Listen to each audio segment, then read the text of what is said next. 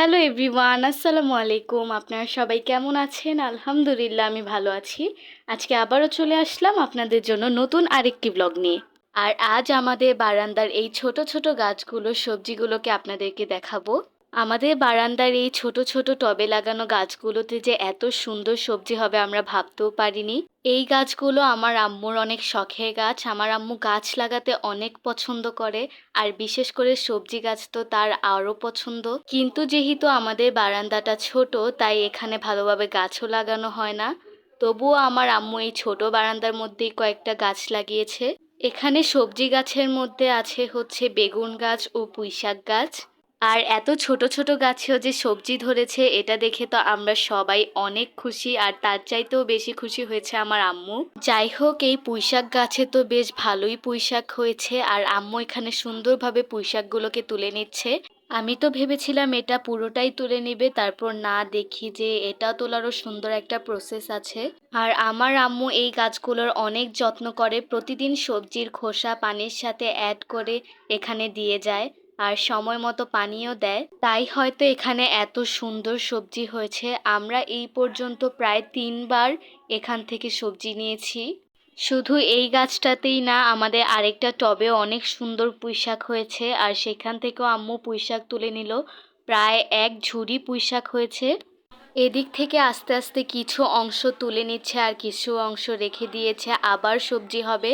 যাই হোক, পুঁইশাক তোলা তো প্রায় শেষ পথে। আর আপনাদেরও যাদের ছোট বারান্দা তারা চাইলে আমাদের মতো এভাবে গাছ লাগাতে পারেন, আর একদম ভালোভাবে যত্ন করলে অবশ্যই এর ফল পাবেন। আর এখন হচ্ছে বেগুন গাছ থেকে বেগুনগুলো সুন্দরভাবে তুলে নিবে। এখানে প্রায় 5টা বেগুন হয়েছে, একদম ছোট ছোট। আর আম্মু বলল এই বেগুনগুলো নাকি আর বড় হবে না, যেহেতু গাছটা অনেকটাই ছোট।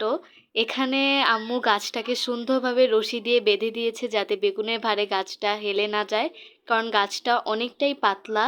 তবুও যে এত ছোট গাছে এতগুলো বেগুন হয়েছে এটাই তো ভাগ্যের ব্যাপার। এই গাছটা বড় হতে হতে একদম গ্রিলের উপর পর্যন্ত গিয়েছিল, আর বেগুনগুলো একদম উপরেই হয়েছিল, তাই কাটতে একটু অসুবিধা হচ্ছিল। আমার তো আফসোস হচ্ছে বেগুনগুলো যদি আরেকটু বড় হতো তাহলে দেখতে আরও সুন্দর লাগতো, কিন্তু তখন আর গাছ খুঁজে পাওয়া যাবে না, গাছ একদম নিচে পড়ে যাবে বেগুনের ভারে। আজকে সবজিগুলো তোলা হচ্ছে আর কালকে রান্না করা হবে। আর এই গাছের সবজিগুলো না খেতে যেন অন্যান্য সবজি থেকে অনেকটাই মজা লাগে। যত্ন করে বড় করা গাছ বলে কথা, মজা তো হবেই খেতে। আর এখন হচ্ছে একদম লাস্ট বেগুনটা পেরে নিচ্ছে। এটা অনেকটাই উঁচাই ছিল, আর এটা বাকিগুলোর মধ্যে একটু ছোট ছিল আর একটু মোটা ছিল। আর এই তো অবশেষে সবগুলো সবজি তোলা শেষ। আর আমার কাছে বেগুনগুলো দেখতে অনেক কিউট লাগছিল, একদম ছোট ছোট। বেগুনগুলোর কালার এতটাও ভালো হয়নি, কিন্তু বেগুন হয়েছে তো এটাই আলহামদুলিল্লাহ। আর হ্যাঁ, এখনও কিন্তু সবজি তোলা শেষ হয়নি।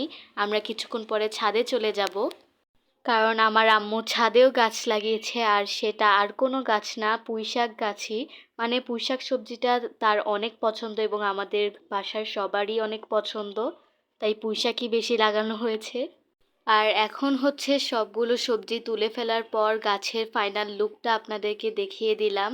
আর আমাদের এখানে একটা গাছ ছিল, সেটা হচ্ছে কারি পাতা গাছ, কিন্তু আমার আম্মু এখানে সবগুলো পাতা তুলে ফেলেছে।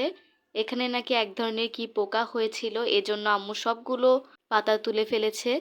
আর এই তো এখানে একটা ফুল গাছ আছে, এই ফুলটাকে নয়নতারা ফুল বলা হয়। এখানে অনেক ফুল হয়, তারপর ঝরে পড়ে যায়, এরপর আবার নতুন করে ফুল হয়। আর এখানে একটা চায়না বট গাছ আছে। মানে মোটামুটি কয়েক রকমের গাছ আমরা এখানে লাগিয়েছি, মানে যতটুকু লাগানো যায় আর কি ততটুকুই লাগিয়েছি। আর এই তো এখন আমরা ছাদে চলে আসলাম এখানে পুঁইশাক গাছগুলোকে তোলার জন্য। এখানেও অনেক ভালোভাবে পুঁইশাক গাছগুলো হয়েছে, বারান্দায় এত সুন্দরভাবে পুঁইশাক হয়ে গেছে, আর ছাদে হবে এটা তো জানা কথাই। এখানে 2টা টবে আম্মু গাছ লাগিয়েছে। আর এই তো এটা হচ্ছে ফাইনাল লুক, সবগুলো সবজি আমি এক সুন্দরভাবে সাজিয়ে নিয়েছি। আর মাশাল্লাহ অনেকগুলো সবজি হয়েছে এতটুকু এতটুকু গাছগুলো থেকেই। আর নেক্সটে ইনশাল্লাহ আমার আম্মু আরও অনেকগুলো গাছ লাগাবে। আর সবজি তোলা শেষ করে দেখি আকাশে এত সুন্দর রংধনু উঠেছে, আর রংধনুর কালারটাও অনেক সুন্দরভাবে বোঝা যাচ্ছে।